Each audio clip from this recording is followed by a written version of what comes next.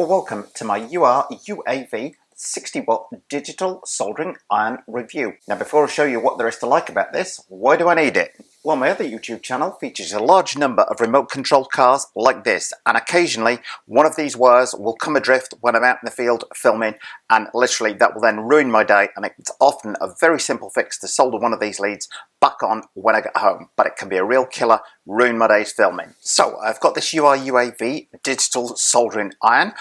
Now it takes between 12 and 24 volts as the input on it. It's fully portable. You can use the mains adapter to power it from, but it comes as standard with this little lead here, which has got an XT60 connector on the end. Now that is ideal for me because a lot of my model car batteries have actually got that on the end of them. So simply by plugging this when I'm out in the field into one of those, I've got the power source with me in order to run this soldering iron. So what else does it come with? Well, it comes with a handy soldering iron stand, and you can wet the little sponge on there for cleaning the tip. Adapter lead, more on that in a second. The soldering iron itself and everything fits into this case, which is really handy for me for putting it in the back of the car. It also comes with an easy change soldering iron bit, which simply pushes in the end there, and when you put the soldering iron bit in, if you slide this rubber sleeve down, you can then use the supplied hex key to tighten that screw right up, locking the bit permanently in place while you're working. And then when you're finished, simply slide the cover down,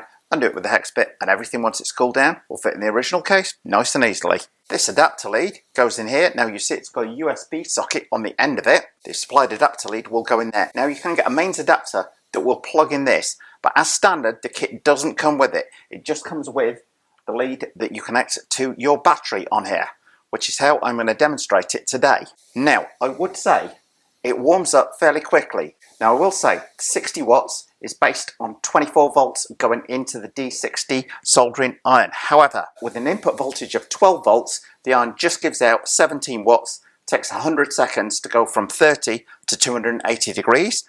On 16 volts of power, it gives out 30 watts. And it takes 40 seconds to go from 30 to 280 degrees. And on 19 volts, it gives out 40 watts and takes 22 seconds to go from 30 to 280 degrees.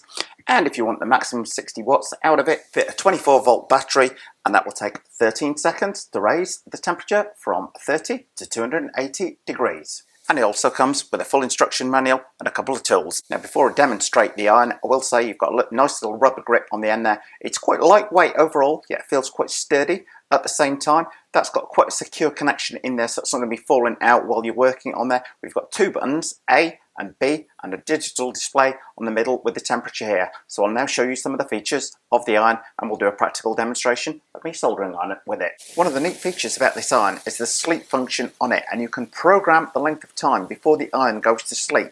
And when it goes to sleep, the temperature drops down to 100 degrees and stays there. Then it will wake itself back up when you pick the iron up, as it's got a motion sensor, I believe, in the iron. And it will then go back up to the temperature that you've preset. We'll show you how to preset that temperature in just a second. However, you can set the sleep time anything from 1 minute through to 20 minutes. We'll show you how to do that right now.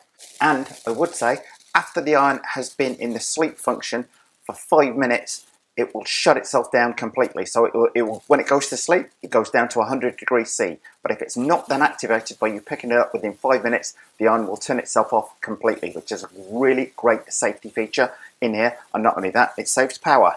Now, how do you set that automatic shutdown time on here? Well, you're going to hold the B button down for what they call a long pause till D1 appears. Then quickly press the B button again, and you can now use the A and B buttons to scan up and down and set your time. And when you've reached a preset time, press both buttons together, ESC appears, take your hand off, and that has now set that time that I've set on there of 5 minutes in there, so the iron will automatically power down after 5 minutes of inactive use.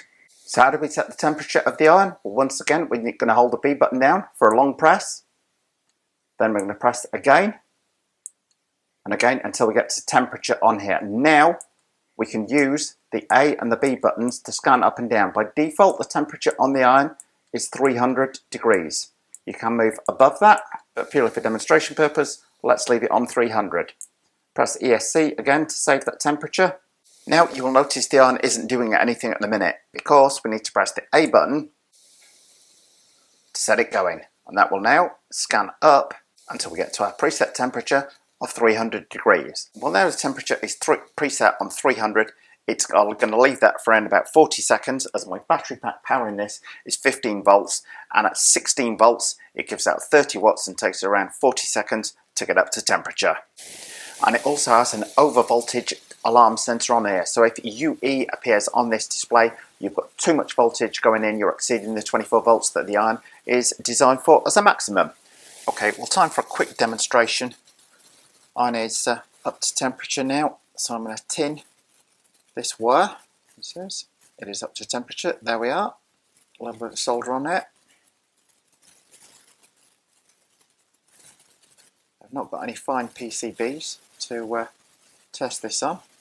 That's making a reasonable job. It's obviously generating enough heat in there to tin that wire in fairly short order. Now I've got a connector on here because I also make up and sell these wires online, but I normally use a 240 watt iron for doing these.